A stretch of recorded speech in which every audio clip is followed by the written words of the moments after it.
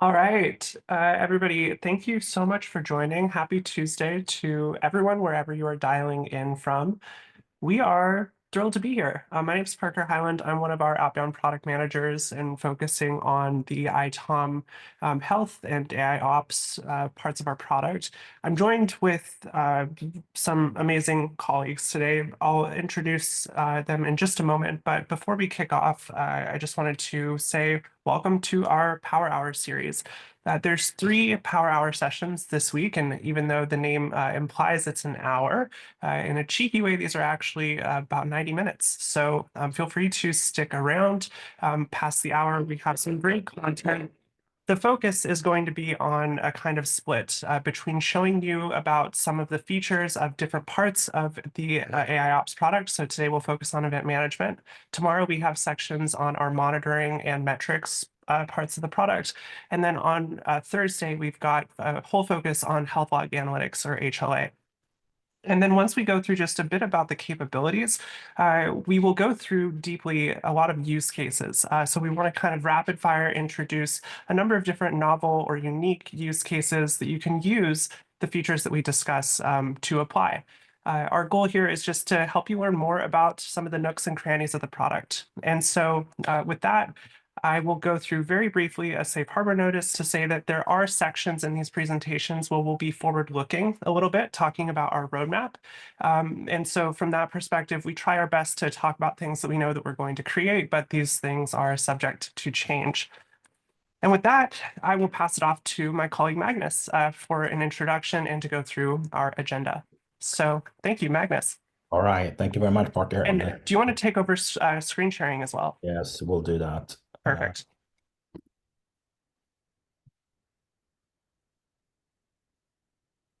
Should be working now. Yes, it does. Screen. Thank you. All right. Now it should be working. All right, perfect.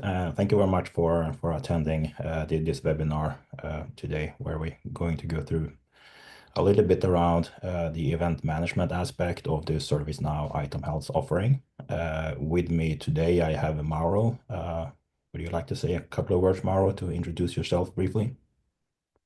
Hello, everyone. I'm Mauro Graziani. I'm based in Rome, and I'm here to help Magnus mainly in following the question and answer and give you an answer to the question that you could have.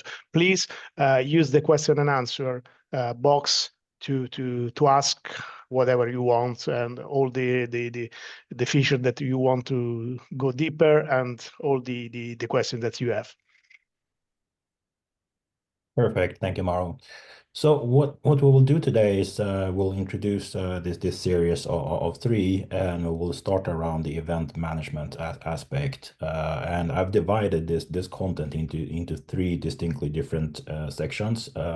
First of all, we'll look a little bit at the event management in general, because I think it could be looked at from multiple different angles, depending on type of background. If you're working more closer to the infrastructure, to cloud, to application, and so on, versus if you're working on from other angles. So we'll talk a little bit about AI ops in general, what we mean with event management when we say that, and how it fits into a larger ecosystem.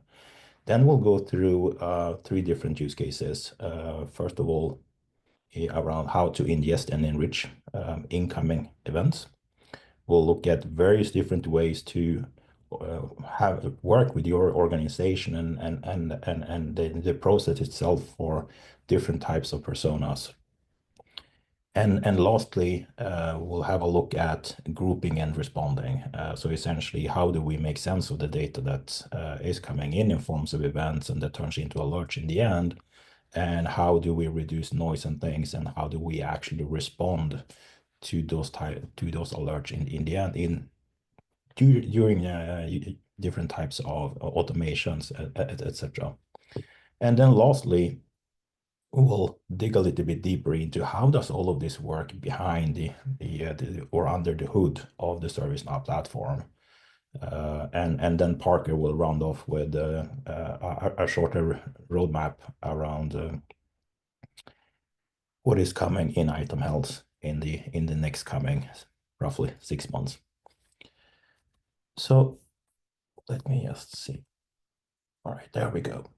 Just to level set AIOps a bit. So this is something that has been defined by a lot of the analyst companies out there. And the definition you're seeing right now is how Gartner looks at this. And they essentially break it down into 3 different pieces.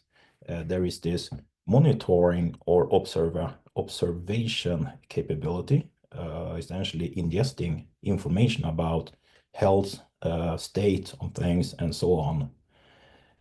And then, of course, we need to do something with that once we have that information. That's how they define the service desk or the way of engaging with that information. And of course, we can use automation in order to do smarter things with this information once we have collected it, like creating an incident. That could be something, just a simple example of an automation, to more complex things like self-remediation, self-healing, stopping and restarting services, and so on. And in order for all of this to work and to give us all of the insights necessary, because typically these 3 different areas, they don't necessarily talk to one another in larger corporation organizations. So what we're doing here is we are allowing everyone to give insights into what is going on. And in order to do that, we need a lot of horsepower in order to crunch massive amounts of data. But we also need some kind of technology to make sense of this large amount of information using machine learning and so on. And all in all, the purpose with all of this is to create a business value in the end, which I will cover a little bit going forward. So the way ServiceNow position ourselves is not that different to how the analyst companies look at it. We just call it slightly different.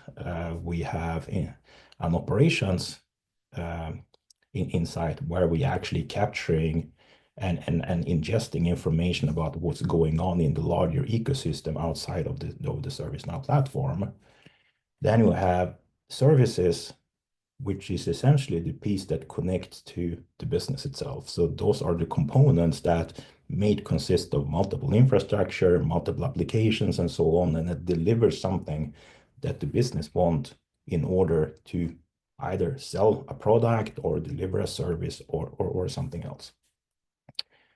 And we need to handle those services from different angles as well, like handling customer complaints, working on incidents, and making sure we can triage larger type of issues. So that's the type of capability that falls in under service. And then automation, we can use that to do a lot of different things, like simpler, just kicking off a script, running an event, sending information to an external source, or creating incidents, or do self-remediation. We have a lot of capabilities on the platform that allow us to do these simpler tasks, as well as starting more complex workflows that consist of multiple different automated steps, and then might even utilize external integrations to do self-remediation work, etc. And to deliver the insights, we have what we call a foundation data layer. So that's essentially a data model. That's our common services data model, which then in the end trickles down into a CMDB. That's the foundation level. That's where we have all of this information around how our services are defined, who owns them, who is the supporting engineers and team, who are the users, the configuration items and how they relate to one another, and so on. And then we utilize machine learning specifically within the AIOps itself to make sense out of all of the information that we capture from the operational side of the house. We'll also touch a little bit about how we're actually using generative AI in all of this for doing things like looking into alerts, making sense of them, analyze what might be going on, because in a lot of cases there, you might not only see one single alert, you might be seeing 10, 20, 50 and all of them might actually relate to one another. So this is a perfect use case for generative AI to help explain what is going on. And as I touched upon, AIOps is mainly there to help the business to deliver the capabilities that they depend on, no matter if we are part of a hospital helping humans or selling a product or manufacturing something. There are certain kind of business capabilities that the business itself is dependent upon. Behind those services and capabilities, there are different types of teams, and there are different types of KPIs that are being measured as well. So if we think about this from a pure business standpoint, they are looking at things like what happens if a service is down or I have a massive outage? How will that impact my business? That could translate into things like direct sales loss. It could be reputation damage, etc. Or if you're a bank, it might even be regulatory fines in the end. So that's the business level of the AIOps conversation. Then we have all of the technical tools and building blocks that actually underpins the services that we are delivering to our customers. And we have a set of challenges there as well. Of course, it's always this conversation around how do I align whatever I have in the cloud or in the data center to what does it mean for the business? That's one question. And how do I make sense of all of this information, and how do I make sure that the right individuals work on triaging and fixing the most important issues at hand at a given point in time, instead of doing work that shouldn't be prioritized at the moment? And on the left-hand side, we do have the service management organization, and that's more like the glue between business as well as the operation side. They are the ones that typically own these different services. They will measure these services based on certain kind of KPIs. That could be things like promised SLAs. It could be keeping track of outages or changes, incidents, problems, etc., but also handling conversations like customer complaints.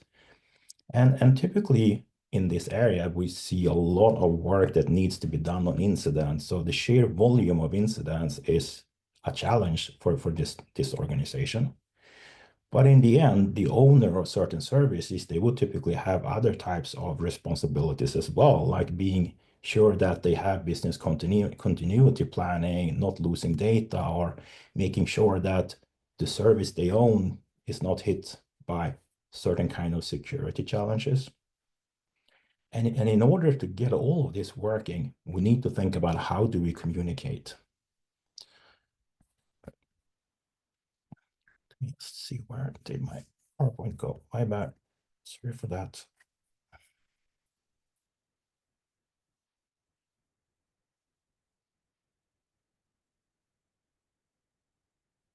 All right, let's go. So this leads us into the high-level process of how does all of this actually fit together? So given we have a service and there is something critical that happens with that service, there's going to be a lot of different stakeholders that are interested about getting updates about what is going on, when is this problem fixed, and then depending on how close you are to the real problem, or if you're the SME, you might be assigned the alert. You might be assigned an incident, so you will need to be able to triage this. So all in all, there's a lot of different people that have certain different types of interests into understanding what is going on at this point in time. And if we break this down into, this is more like an example of a detect correct process. It might look different depending on implementation, of course. But at the very far left, we have an instrumentation layer. That's essentially where we collect information about what is going on using external monitoring tools, capturing metrics, log data, etc. And with that information, we can use that to detect what might be going on at the moment. So at the detection level, that's typically where kind of the incident starts. So what we do here is we try to automate that as much as possible. But at the same time, detection also means that we need to look into the event volume, make intelligent insights in there, like identifying anomalies or detecting noise and so on, but also aligning to, are there changes going on that are planned or unplanned for this service? So we need to take that into account as well. And once we have an understanding of what is going on, we need to diagnose that. Not only understanding what actually are the configuration items or the technical context of the problem at hand, but also being able to correlate this if there are other services being impacted, etc. Once we understand what's going on, we'll try to assign that to the particular people or team that have the capability and skills to assess the situation, remediate the problem, and then actually implement a correct way of working going forward. So we get back to a working state of this service. And finally, all of what we have been doing here to fix the situation needs to be looked into. Like, do we see similar things happening earlier in time? Do we see problems that are of a repeated nature? How can we analyze all of this information and maybe prevent it from happening in the future by creating KB articles as well? But at the same time, the team that owns this critical issue needs to communicate with the business as well to make sure that they are happy and that they understand what is going on and what is the estimated time of the fix to be implemented would look like. So this is kind of how the overarching high-level process look like. If we dig a little bit deeper and look at this from a more of a process standpoint, on the left-hand side, we have two different types of data sources. The one in orange, those are data sources that capture information about the surrounding ecosystem, from cloud, from infrastructure, from application, and as well as security scanners, etc., would certainly also feed information about how do the technical and application landscape actually look like, and how does it relate to one another. So all of this information is being pushed into a CMDB, where we crunch the data. We'll try to make some intelligence out of it with things like understanding what technical pieces actually belong to certain services, who of those might be technical areas, who might be application areas, etc. And the green ones, named here events, metric, and logs, those are external capabilities which ingest information about state of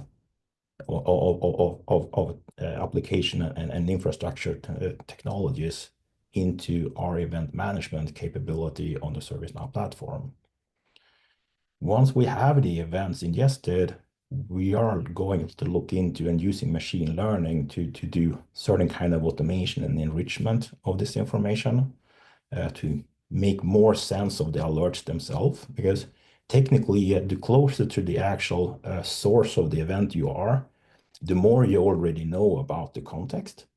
But at a larger scale where you might have 10, 20, 50, or 100 different event sources, it's going to be increasingly hard to make sense and understand what do all of these 100 events and alerts actually mean and how do they relate to one another. So that's information that we do in the alert and grouping part of event management as well, to try and make sense of what is happening, what are the services and technical pieces that all of these different alerts is hitting, and how would it actually impact the business in the end.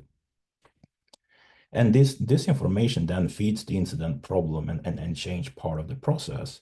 But it also helps us to automate the business level conversation with, for example, a dashboard that could show the application and business service availabilities.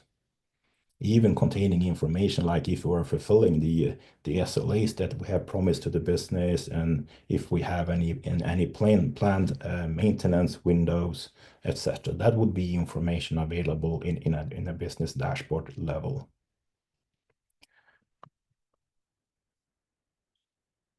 So with this, we'll move into AIOps and talk a little bit more about what is it from a ServiceNow standpoint.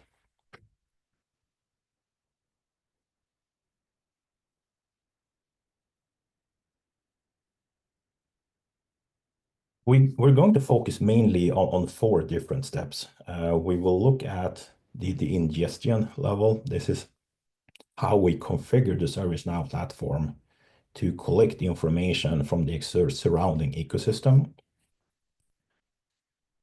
We'll look at how we can make sense of this information or the events that arise by utilizing enrichment capabilities to not only triage the data that arrive, but also enriching it with things like, for example, business level data, if we have that type of information, or information about who owns the technology that these events originate from.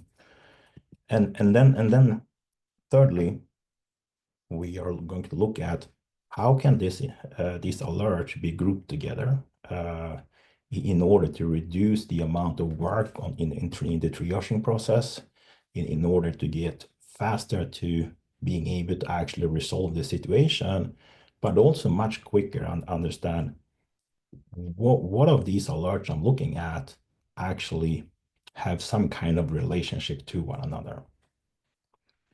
And the last step will be about how we can respond. So how can we automate the response process?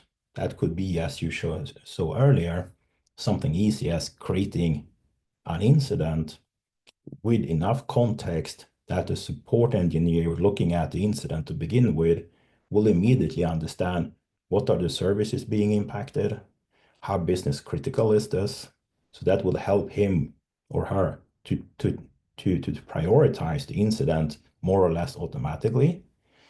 We might do response where we send information into the incident to enrich it with further information automatically, or even send information externally by some kind of technical mean. To get all of this working, we need to have a foundation level of data. What we will look at today is a way of doing event management on the ServiceNow platform, not necessarily being that dependent on any kind of configuration management database. It's always good to have this foundation data with information about ownership, services, the different servers, networking equipment, storage equipment, and the relationship between all of those entities and how they all roll up into something that the business depends on. So that's always valuable to have.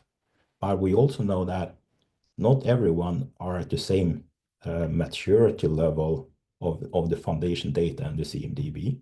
So we have introduced quite a lot of features that allow us to be less dependent on the CMDB and also be able to extract information during the ingestion process, where we can do ingestion by certain quite a large amount of out-of-the-box integrations, SNMP traps, or even email, if that's still something that someone that uses that to send events.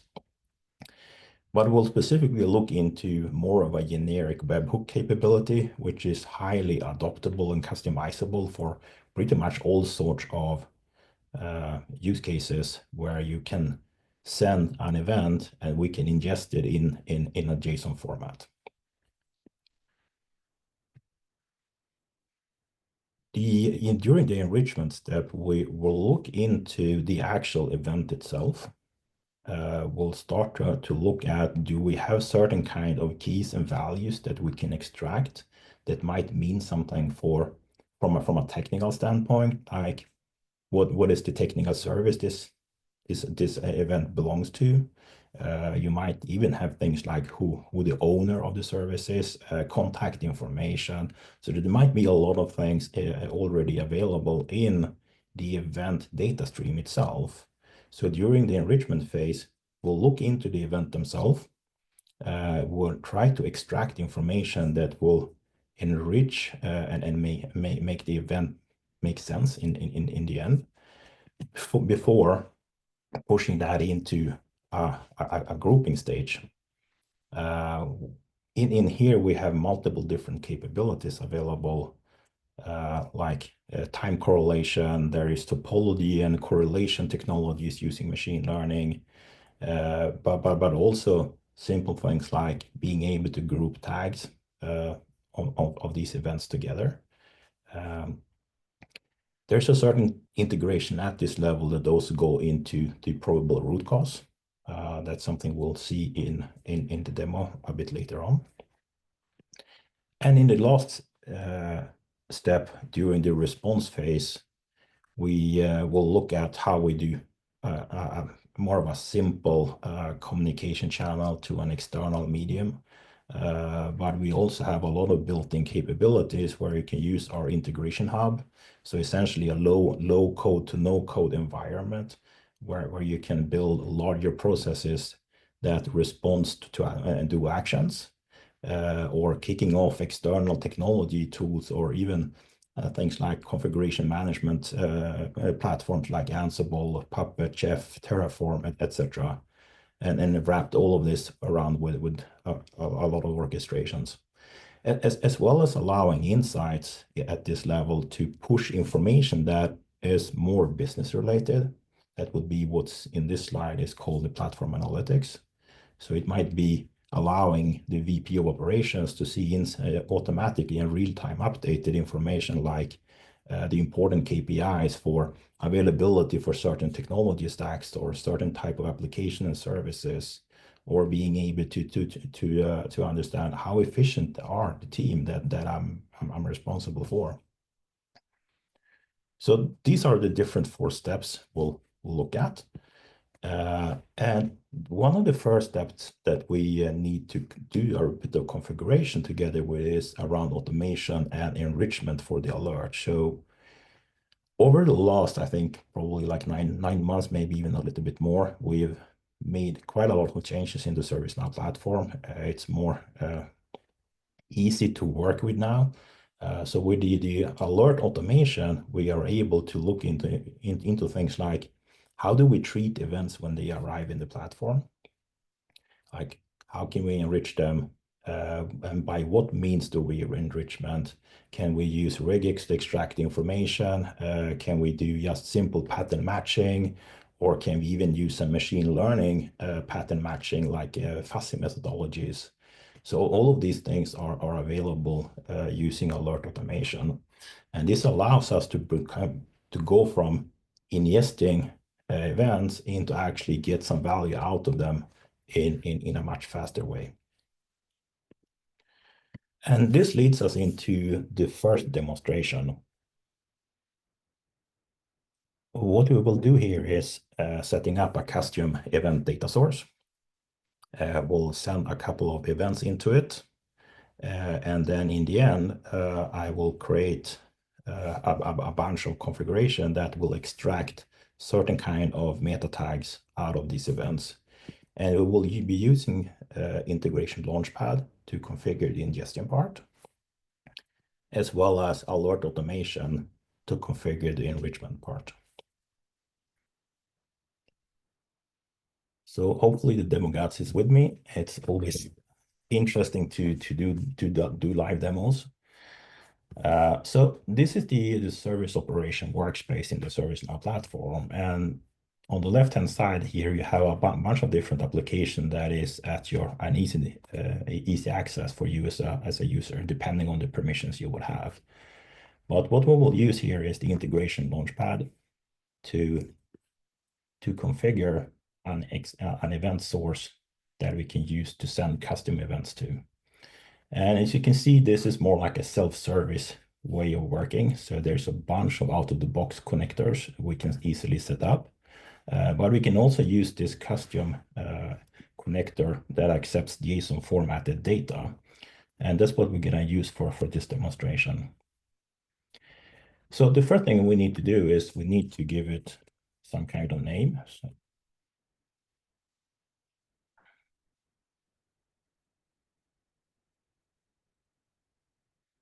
And the next thing we can think about is, do we want to tag these events in a specific way? So the tags that we set here, they are globally available, meaning that in this context, global is all events that arrives into this specific connector.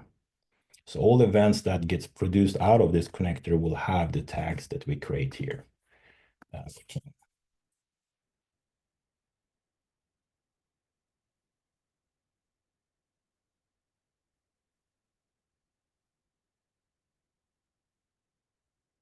And we also need to give it some kind of name.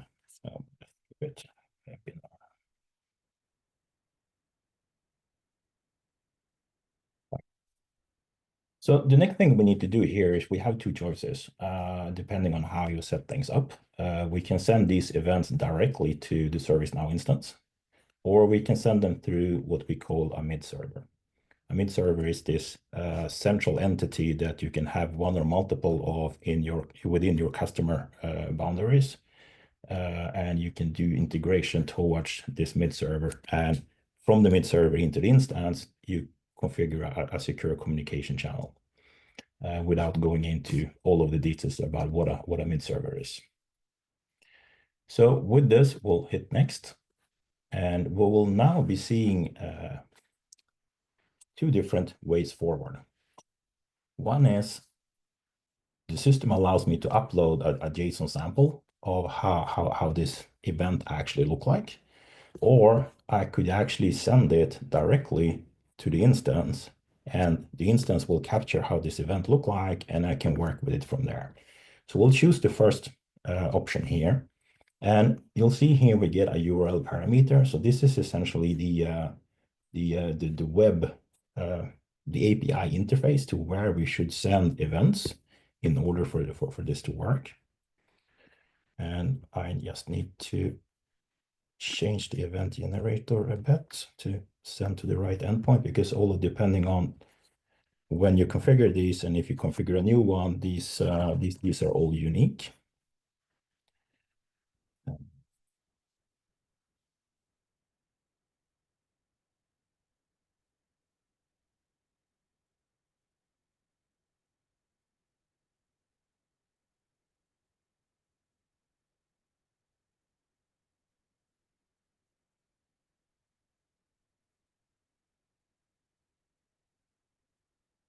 Typically it takes about 10 to 20 seconds to actually see any events coming in.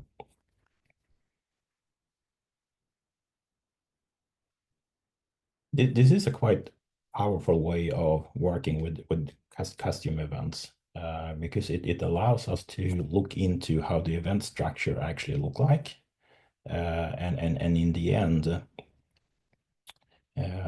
make some sense out of it, and map and understand how we can normalize this information. Yeah, there you see, it took a little bit longer than I expected. So we've now received two events. We also at this page have a bit of information about how you actually configure this. What is the username and permissions and groups, roles, etc. you would need. But for the sake of things here, we just click next. And what we'll see here now is that we have two different events that I sent. We see the JSON format. We also see a little bit of information that all of these different keys contain.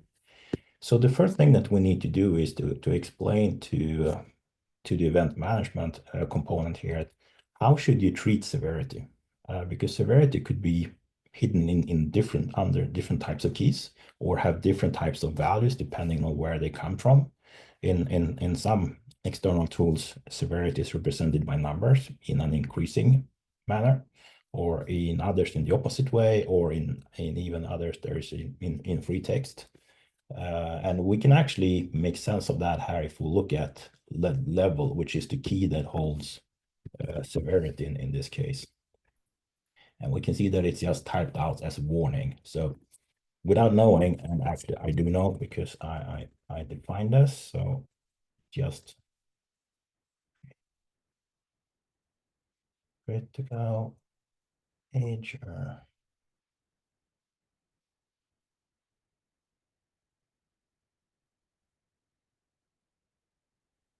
So what we do with this now is that we are normalizing all of the incoming events to map to how the ServiceNow platform treats severity. There's a bunch of other things we could do here as well, like telling the platform how to interpret what is called a message key. So this is something our machine learning uses behind the scenes to identify duplicates, similarities, and so on. I'm not going to touch this here. We also have a field name called description. So this is essentially the event description itself, which in this case is automatically figured that that is probably message, which is one of the keys in the sent JSON structure. The only other thing we would need to do is to tell the normalization engine here that how do I actually interpret date? I have a field in this data structure that contains date, and I happen to know that it's in this format. And from here on, I will activate this connector.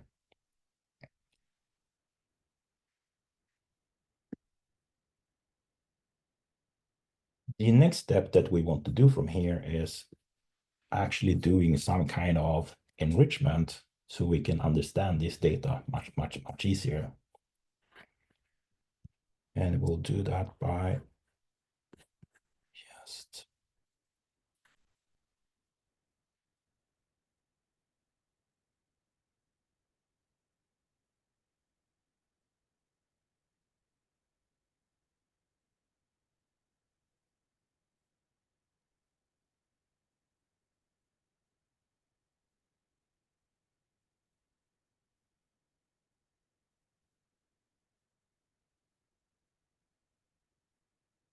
look at a bunch of events.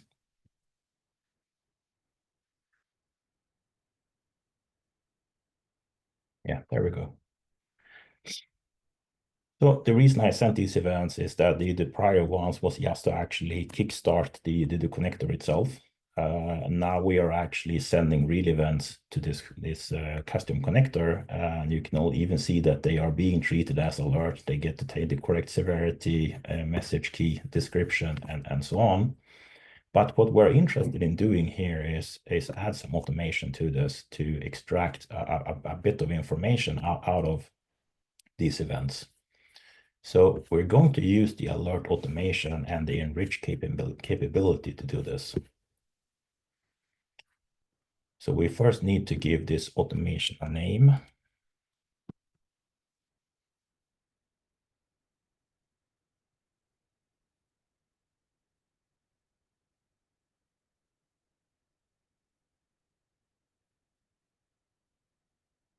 And what we then can do is extract information out of different fields. We can compose new alert fields, or we can even go in and change certain values in the events if that is of necessity. Copy or compose is one of the easier ways of doing things. So what we'll do here is we'll look at on the right-hand side here, we again have a representation of these alerts. So we'll see the time of events, we'll see severity, but there's also a lot more information here, like impacted application. There is something called application down here, which has some value. So what I could easily do here is, let's say I choose application. I can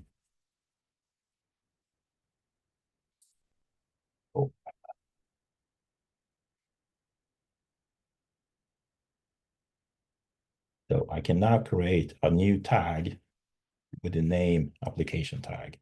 So what this really means in the end is that all alerts that gets created after an incoming event, they will have the value of the JSON key application will be mapped into an application tag key with the value inside of application. And the tick box over here is essentially just showing that the system should create a tag out of this. There are way more advanced ways of doing this, where I can extract information out of, for example, the tag of tags. And as you can see, if we look at the tag structure on the right-hand side here, see where it's hidden. It's down here. It's just an array of key value. So in this case, I would need to do a little bit more advanced configuration. I will just use a regex to do this. But that's a little bit about what I'm supposed to be demonstrating today. So going back to the presentation part again, just save this for now. So we should not have extract fields. Just do this.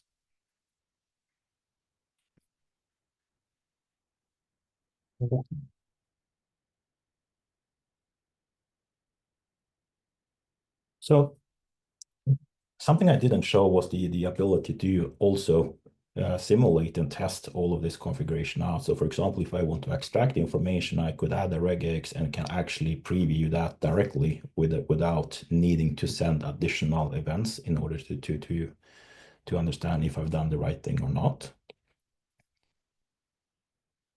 So the next piece here is looking at how can we actually utilize all of this information that we collect and the alerts that gets generated in the end. And there are three different approaches to this. So there is this NOC or service-oriented approach, where you have a bunch of large screens in front of a team of people just sitting there looking at those, and they are taking action as soon as the color on any of the boxes changes.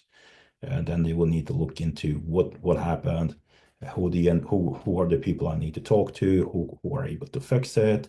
So they will more act like the coordinator around the issue at hand. The second approach is a unified alert one, and I will have a demo that goes briefly into this in a few minutes. This is a way where we can collect all different external events, push them into alerts, have a unified view of all of these alerts, still with all the context that allow us to filter out the information that might only be applicable for my persona, or that I'm also interested in looking at what is the potential business impact of these alerts. I have a lot of freedom to configure this, but I will do my work from an alert perspective. The third one is the team-based approach. Think DevOps, SRE, etc., where you have a whole team with people on call, with self-service capabilities where they can create their own and maintain their own event ingestion, their own alert configuration, their own SLIs and SLOs, so they know how to measure how successful they are and how well the particular service is working, or multiple services they are responsible of. That's the team-based approach. We are actually going through the team-based approach in the webinar tomorrow. So I'm not going to touch this particular area too much. And of course, there's always managers in the game, and they are always interested in getting information about how are we as a team performing? Are we doing the right things? Are we efficient enough? Are there areas we can improve, etc. Not only, but also, of course, availability of things that we have promised to the business itself. So we have a lot of this built in. It's not something that I will cover too much more than this single slide. But we have a lot of information that roll up automatically based on having a platform in the middle that collects all of these events, that understands the SLAs and configuration that surrounds different services. We are very easily able to look into, for example, things like how long does it typically take to remediate certain situations, and how, what do the MTTR look like based on assignment group, like how much time are they spending? How much load do they have? That would, for example, be the size of the circles here. But also information about how efficient is the AIOps platform itself, like how much noise can we take out? In this case, we see it's 96.8%. That's very close to what we frequently see in customer implementations too. And things like how much of these events and alerts can we actually group together? So there are different types of grouping. So it's noise reduction with duplicated events and similar events. And there is this grouping capability where multiple alerts that our machine learning figures out belongs to one another, they get grouped into a group, and based on that, we can work on it. We can also see things like how much less incidents have been created based out of having AIOps configured here. So depending on manager requirements, this will look slightly different. So with this, we'll look at the last step. And for this, we're going to use, again, we're not only going to use the alert express list, we're also going to use alert automation for the grouping aspect. And we'll use the remediation capabilities for the response side. I've done a few configurations beforehand, so what I will do here is I will just show you how this actually is configured. So again, we'll use the alert automation, and in this case, we are doing grouping. What this really means is we can start looking inside of these alerts that are being generated. We need to know a little bit about the alerts themselves. So specifically, what conditions needs to be met in order to do something. And we will then configure what to do with the information at hand. So the first thing that we will look at here is what is the time frame to actually do grouping? Because in this case, when we do it this way, we don't necessarily need to have configuration items to bind things to. We do look at things like tags, and I know there we have something called an assembly line. It's a tag that I've already created. There might be multiple events that have difference or variations of the value for the tag assembly line, and I don't want to group all of them into one single group. So I have a couple of ways to do this. I can look for exact matches. I can do what is called a pattern match. That's essentially using a regex. Or I can use a fuzzy match, which is a machine learning capability. So what it will ask me for doing here is configuring or setting a similarity value. So how similar should these different values of the tag assembly line in multiple events be in order for the alert automation to group them together as long as they are within the grouping time frame defined at 30 minutes in this case. And of course, I can add multiple criteria with different configurations in this case. The last one is respond. So there's a long list of existing response implementations already out of the box, more as examples. What we will just do here in this case, we are going to take the alert that gets created in the end and just forward it as a post API call and send it to something called a webhook.site. So that's a very easy way to test out integrations. It's for free. You can use it very simply. Once you go here, you will get a URL you can send the information to. And once the information you send to this URL will be shown on the left-hand side here. So this is something we can quite easily set up. Of course, we can first set the filter or the the guardrails that allow us to control under what circumstances should this automation run. The typical out-of-the-box one is that there is an assignment group, there are no parents, and the event that we are seeing is not part of a CI or part of a service that is under maintenance at the moment. And we can add and adjust this if we want. And the next step then is we can choose between two things. In this case, we are going to create an outbound webhooks. And essentially what we'll just do is we copy this, put it in there. And from here on, we can, of course, the destination we send to might need some kind of authorization. So we can add payload headers if we need to add things like an API key or something. Or we can customize the way this message should look like. And we can get from the system. I want to have the message description.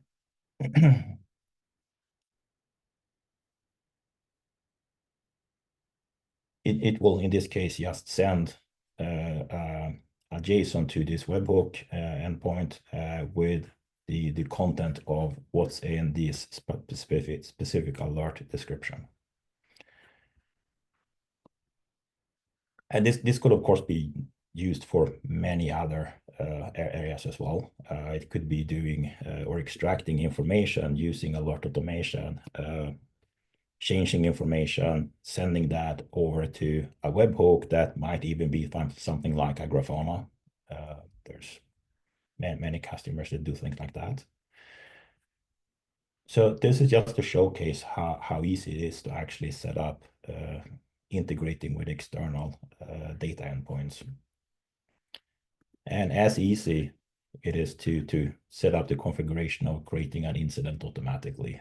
So this will just guide us through what kind of information we want to have in the incident, how it should look like, and what fields this information should map against. And this is, again, we can add other fields in here if we want.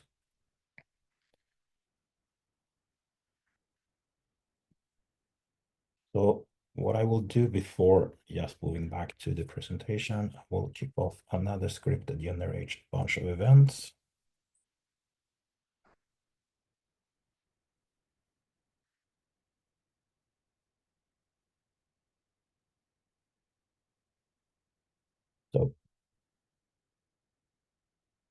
So the technology that we use behind the scenes here is something we call tag-based alert clustering. It allows us to look for information in the incoming events and extract information out of them, and then in the end cluster and group them together based on the different algorithms that I showed, but things like regex, fuzzy match capabilities, or even do similarity checks.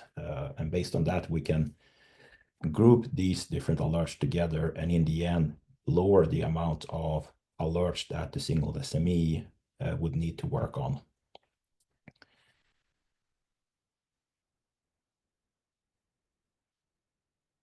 So moving a little bit into more details around the different types of approaches from an operational angle. The centralized service-oriented one, I think I covered that quite a lot already, but it essentially someone or a team having the responsibility to monitor various services, vital parameters, and once something happens, they need to take action. Might be that they create an incident manually, or it's automatically done already.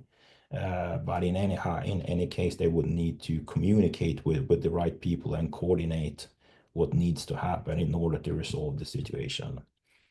We have a lot of capabilities on the platform at hand to help automate and streamline and make this much more efficient by using automation and machine learning, which I will show you in a couple of minutes.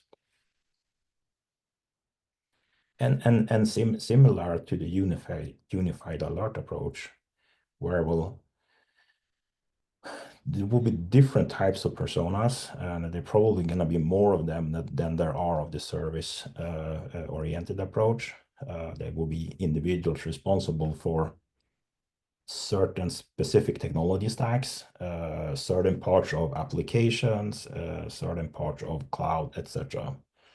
And they want to have quite granular and in-depth information, but still they have a necessity in many cases to understand what else is going on at the same time, because I might be the SME for the storage platform at the company I'm employed at, but at the same time something happens with my storage system, something else is probably going to happen with application that is utilizing that storage system to store persistent data on.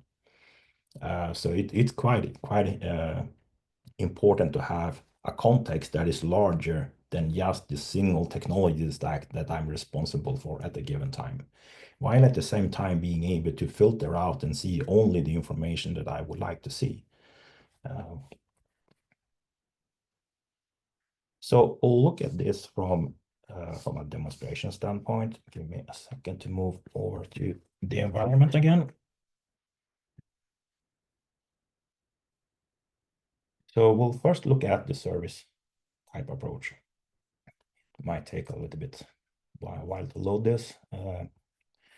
So what we're now looking at is a dashboard that in this case is it's sorted based on business criticality, which is what we have set up here. So all of the colored boxes under most critical, they are actually sorted, and they are there because they are highly important for the business. Of course, we can change this and sort them based on and group them based on technical severity, so that you have a lot of freedom to do that, or look at things like service group and service portfolio. You have a lot of freedom to change how this should be represented. But in many cases, from a service-oriented approach, you're interested in knowing what are the more business critical applications or services that are impacted, and how can I actually put some work into fixing those situations. So this gives an easy way of identifying that quite easily. We can of course, depending on who I would be as a persona, where I'm employed, I can change and filter this out so I only see the different services and applications that I'm interested in seeing. Clicking on one of these give me as an operator much more information, like who owns this, what is the technical severity hitting it, how many alerts is actually hitting this particular service at this given point in time.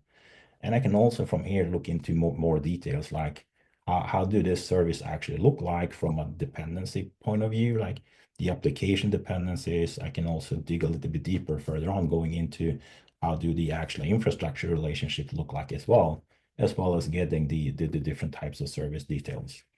So we'll load this and look at what type of information we have here. From an overview standpoint, this just so happens to also be a service that is configured and owned by a team as well. That's also why you're seeing the different service level objectives. And in this case, we do have a budget that we need to follow and be within. Hence how we calculate these critical, at risk, or stable SLOs. We'll get some high-level overview about what is going on at the moment, what type of alert is hitting this service, do we have any open incidents, and if so, what kind of priority do they have? What we're interested in looking at here is the alerts that is hitting this particular service. And we see here in total there is 25 different alerts hitting this service.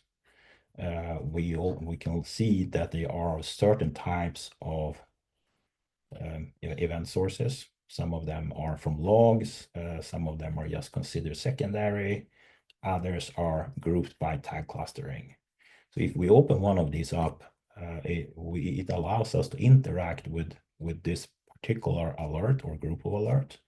The first thing I think is quite valuable is how we can actually make sense of all of this information. We can use, for example, Gen AI in this case to help us analyze what is going on, because the identified issue down here doesn't really reveal that much. Of course, from the SME perspective, they can easily read that there is something with response time in millisecond that is out of the normal. But by using the AI and now Assist, which is how we call it, we can actually get a summarization of this problem at hand, as well as a high-level analysis of what we should look into in order to resolve the situation. And in many cases, there are many other related information to these alerts. Like in this case, we have other services that are being impacted. These are the ones that we see here. We see who actually supports these services. We know who to contact, unless they already know about this issue. We also have root causes that is identified. So we do look at two different root cause types, changes and alerts. In this case, it's alerts that's been identified because these changes have been happening at the same time or within a certain time window when the change was happening. And we can see information about the other alerts part of this group. And we also have something called a playbook here. The playbook allows us to do certain kind of triaging work in a more structured manner. So this essentially, it's a higher level process that guides the operator through what needs to be done in order to resolve this particular problem at hand. With some guided information, like look at impacted services, check some KB articles, look at application logs, etc. And if that still would mean after doing all of this work that we can justify that the service isn't really working, we're also helping out by being able to create an outage record. So this is how we officially communicate back to the business that we do have a business problem where there is a service that doesn't work that might impact the business in the end. We also allow alert remediation in this case. So this is configurable. It can be different types of remediation capabilities and actions that you can kick off depending on the type of alert you're looking at. In this case, there is an Azure pipeline behind the scenes, which just so happens to know that if I rerun this, it will fix the problem. But it could also be things like expand storage, restart a Windows service, or things like that, without needing the operator in the case in front of this particular problem to have login details, permissions, and so on. They will just click, and the magic will happen behind the scenes. This also allows putting more or less experienced operators, because typically I've been on the operator side myself, and I know it typically takes quite many years before you have a good experience and understanding of how everything works. Now we allow even the, I wouldn't say the people that are newly employed, but the ones that have just been onboarded to start being productive quite fast. So this is one way of looking at things. The other one then is if we look at this from the alert perspective.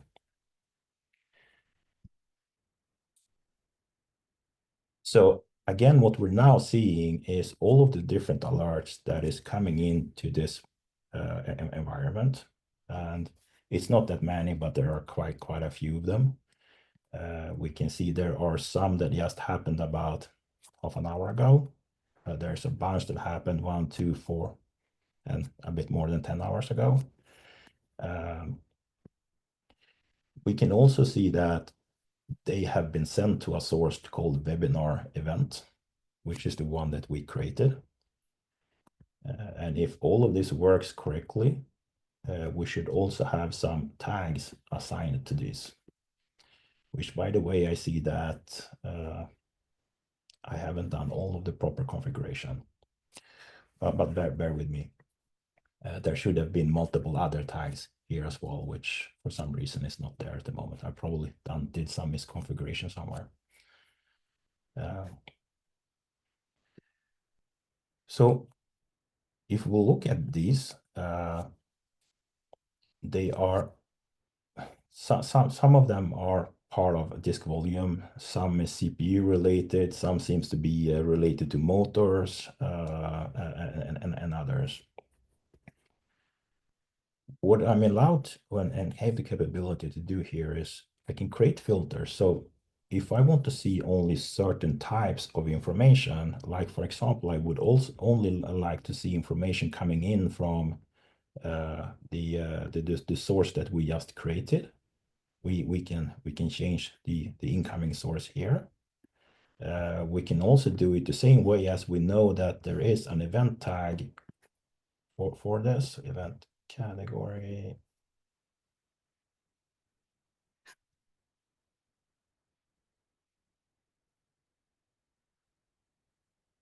So we know that when the connector that we created, we also gave it a global tag called event category, and we tagged all incoming events with webinar 2024 Q4. So I could quite easily just filter out this list to see only the stuff that would originate from that particular event source.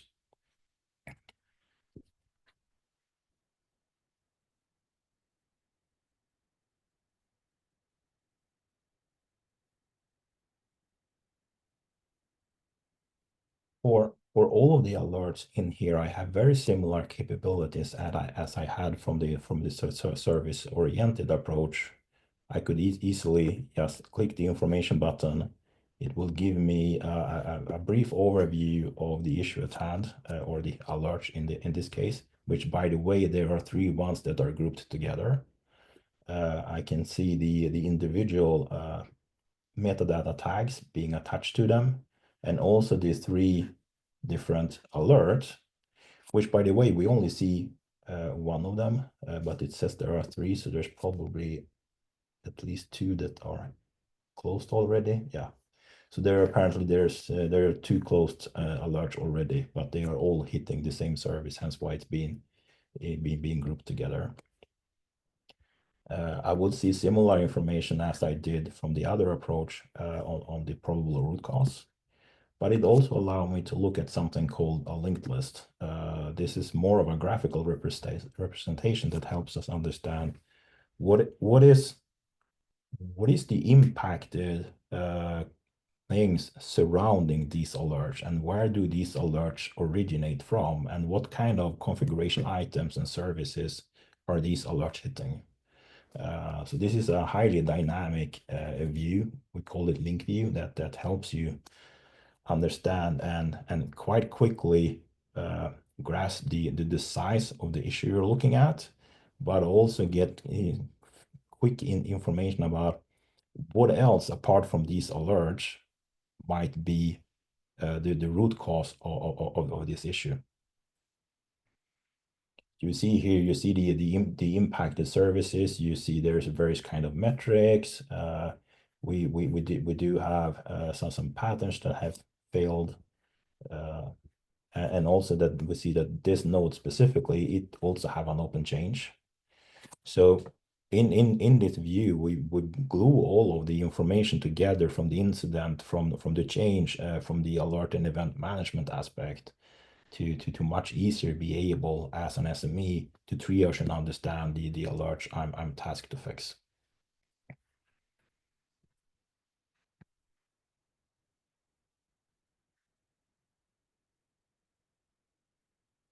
I also have something in here called a timeline alert. Sorry, timeline view.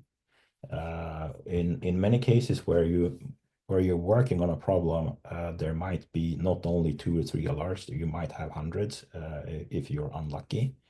But just being able to understand in what order did these arrive can quite easily also help the SME to understand what is going on, where should I start working on, try to understand what caused this issue to begin with. So that's another feature. And we also have the analyze capabilities with Now Assist easily at hand here as well. to get together with all of the capabilities that we had in the playbook feature built in the service-oriented approach. But here they are much easily and quickly available because we are now here, we are representing the SME in this case, so we are working much closer to technology. And in this case, we can just kick things off immediately without going through a full-blown workflow. So that would be the high level introduction to the Alert Express list. It will help you work both as an SME for very specific and narrow technology stacks, as well as also being the SME that looks at the broader scope and being able to see what is actually going on in surrounding technology stacks and applications at the same time while I'm working on the ones I'm responsible for. That gives quite a lot of context when you're triaging things.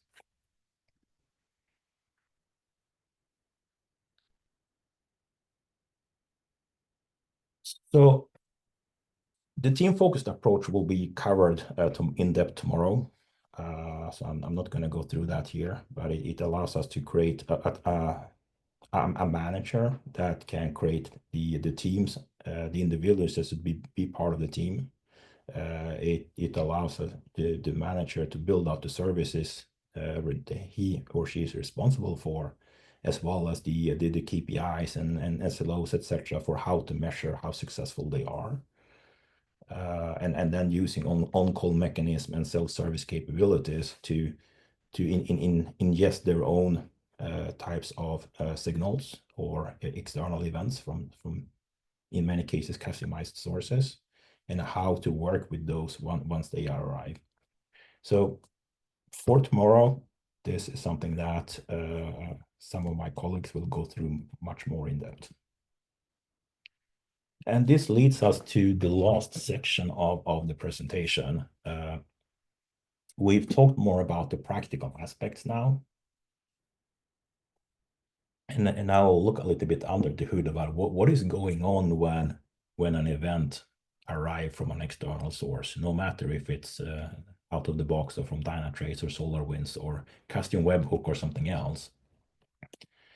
The first thing that happens is that once the event itself has passed through the connector, it goes through a stage where we apply certain event rules. That is typically where we start to look at the event itself to understand, is this something we need to do something with? It might be a case where the event is not fully complete with the enough information that we need in order to create alerts. So we may make a decision to not create an alert based on ignore events. We'll apply a transformation on top of the events. So this is like the severity normalization, applying tags, creating tags by extracting meta information out of the event itself. We'll then feed that into the mapping stage.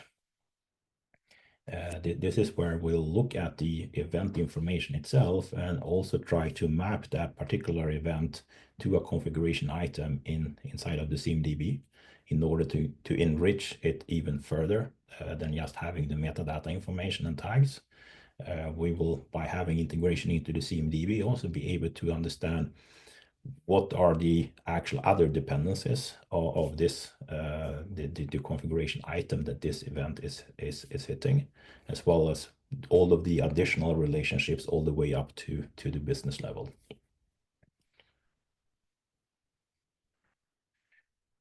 And then in the end, what happens is that all of this information is passed into something called alert management rules. The first thing that happens here is that we'll look at something called a message key. The message key is customizable. You can define how it should look like, but essentially what this is how we look at the events to see if it's a duplicate or a new one or just something that we need to update. So it's a check that happens in the income process. Once we leave this stage, it actually starts becoming an alert. So this is kind of where the transformation between an event and an alert happens. Essentially, it could be a new alert or it could be an update of an alert. And then they get surfaced as an event in the ServiceNow platform. The next thing that happens after that is something called alert management rules. This is where we have a bunch of filters that we can add that helps us do automatic actions or semi-automatic action where you need to click a button in order for something to happen. And this could be integrations into external tools, into our workflow engine, and so on. And once we have passed through this stage, the alert is being pushed into the machine learning engine of the ServiceNow ITOM technology. So this would be the step where the actual grouping of the metadata tags happening, which I showed during the demo. To take this one step further before leaving the roadmap session over to Parker, all of the pieces in red is what we have been talking about up until now. But what is important is what is actually coming out of this. So we have these three different approaches of working with alerts, but there's a much larger ecosystem where we deliver value. For example, by integrating this whole process with change management and maintenance windows. So for example, if there is a change open on a service, if we have the relationships for that particular service, all of those different configuration items will automatically have a maintenance flag set, meaning that all events that would hit anything in that service during the maintenance window will just be silenced. So that's one way. And in order to do this, we utilize the information and data that we have from a foundational perspective in the CMDB, capture by discovery, or even where we might have been mapping all of these relationships into what they mean in terms of services. But there's a lot more that comes out of this in the end. We've touched very briefly on incident management. That's an important aspect. We've touched a little bit on KB articles. That's another important aspect, and information that we can actually use from in the other direction in the event management process itself. Like if certain types of alerts happen, we might actually find KB articles that are relevant for the SME at hand to triage and fix the issue. We have the playbooks that we have looked at. We have the remediation capabilities that we also looked at. And there is built-in capabilities to communicate to the business level in a language that they understand about what are the business services or the capabilities that they depend on in order to do their job from a business standpoint, and how well are the service that we are delivering meeting the defined SLAs and etc. Or if we have an outage or a degradation that could be automatically surfaced in a status page as well. Apart from what we've been talking about today, there's a lot more things that's going on in the alert side, specifically around metrics, around logs.